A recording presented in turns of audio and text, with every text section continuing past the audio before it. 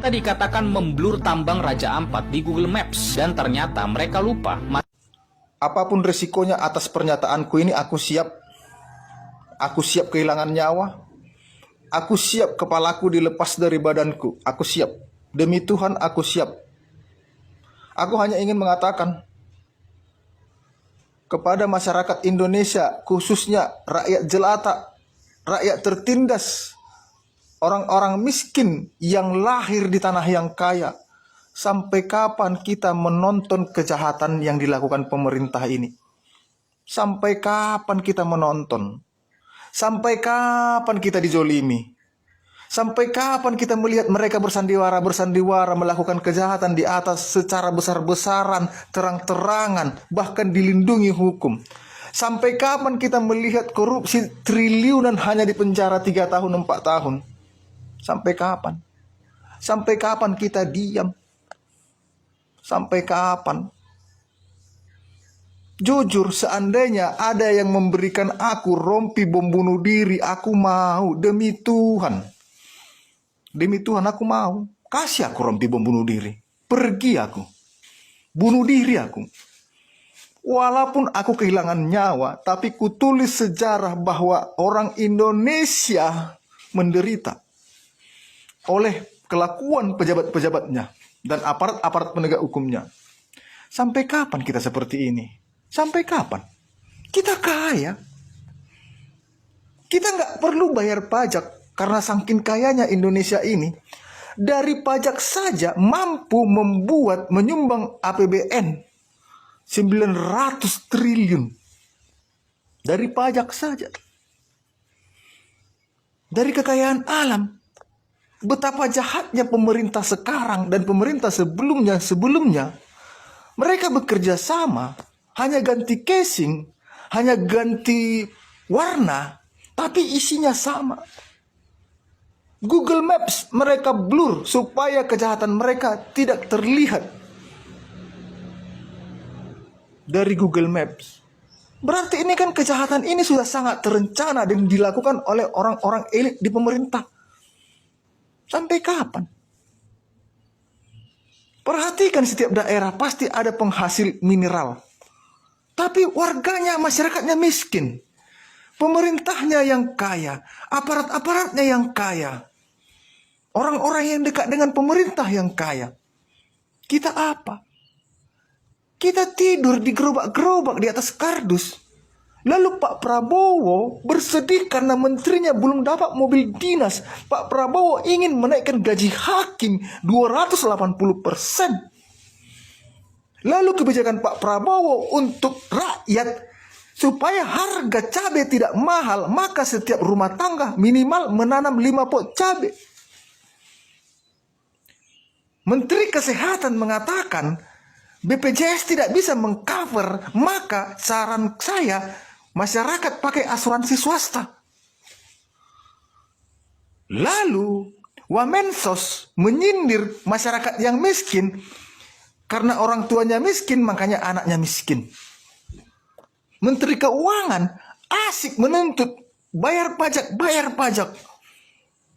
Memblokir rekening yang tidak taat pajak. Lalu apa hukumannya bagi koruptor? 3 tahun, 4 tahun. Sampai kapan kita melihat ini?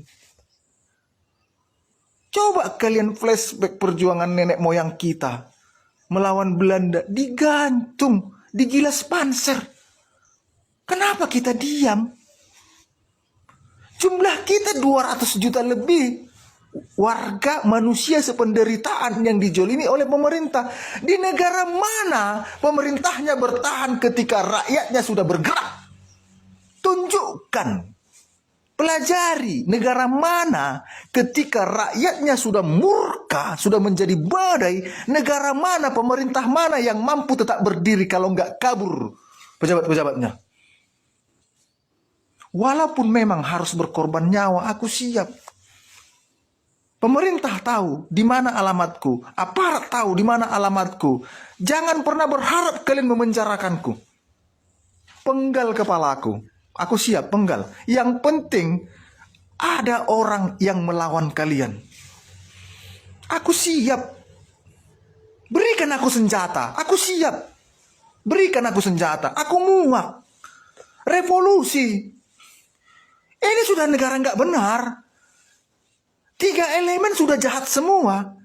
Legislatif, eksekutif, yudikatif, ini udah jahat semua. Udah bajingan semua ini. Kita diam, jumlah kita 284 juta. Kenapa kita diam? Kenapa kita diam? Kenapa kita takut? Kenapa? Kenapa kita apatis? Tolong buang prinsipmu yang mengatakan aku cari makan sendiri kok. Semua punya efek. Kalau pemerintahmu benar, mungkin kau nggak perlu cari makan, bajingan. Ini warga-warga pengkhianat. Ngapain ngurusin pemerintah? Urus aja diri sendiri. Tai kucing. Kalau pemerintah benar, nggak akan ada orang menangis di kantor polisi mencari keadilan. Nggak akan ada orang menangis di rumah sakit ditolak karena miskin. Nggak akan ada menangis orang di dukcapil karena dia tidak memenuhi syarat. Nggak akan ada orang antri menunggu bansos. Hei, rakyat-rakyat bajingan. Pengkhianat kalian semua. Kalian mau dibayar untuk mengkhianati rakyat, untuk melawan rakyat. Buzzer-buzzer bajingan. Sampai kapan? Sampai kapan? Lihat Suriah, Arab Spring, Myanmar, Cina. Lihat, kenapa mereka maju? Kita, pemerintah sekarang sibuk pengen merevisi sejarah negara, sementara undang-undang koruptor, perampasan aset koruptor yang dari dulu tidak kunjung dibahas, tidak kunjung disahkan. Bajingan pemerintah sekarang. Apapun risikoku, main. Apapun risikoku. Kalau kalian bawanya aku untuk ke penjara, tidak. Lebih baik kalian lepas kepalaku di tanahku. Lepas kepalaku, lepas. Kalian lepas kepalaku, ya nggak apa-apa.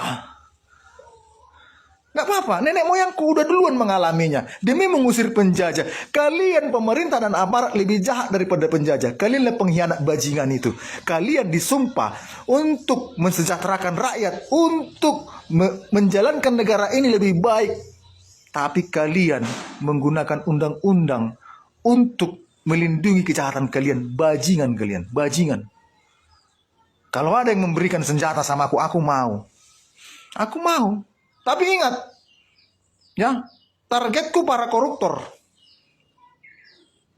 Aku tidak ingin mengubah ideologi negara ini.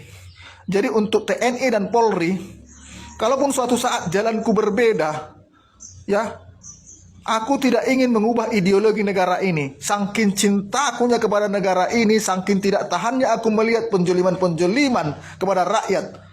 Ratusan juta rakyat tidur di atas kardus. Kalian pemerintah bajingan tidur di ruangan ber-AC yang bisa membekukan daging 5 kilo. Bajingan kalian semua. Kalian sibuk bagi-bagi jabatan di atas sana, rangkap-rangkap jabatan. Salah seolah-olah tidak ada yang bisa mengendalikan kalian, tidak ada yang bisa melarang kalian. Enggak kalian hargai sedikit pun rakyat yang kelaparan. Enggak kalian hargai rakyat yang menganggur. Enggak kalian hargai rakyat yang menderita. Menderita rakyat kalian bisa hanya untuk kerja pakai mobil mewah, dikawal Power Rider. Bajingan kalian semua.